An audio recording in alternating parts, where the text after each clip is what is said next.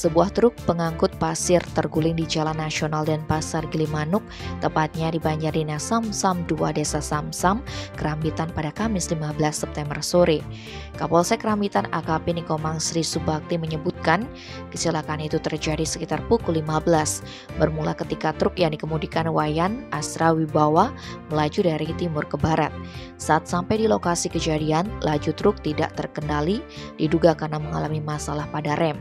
Kondisi ini membuat sang pengemudi gagal mengendalikan laju truk sehingga saat melalui jalan tanjakan, truk ngatrek hingga oleng dan terguling ke bahu jalan.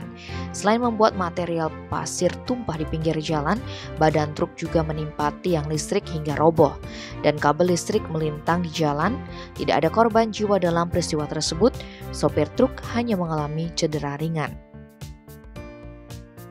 Tim Bali Express melaporkan.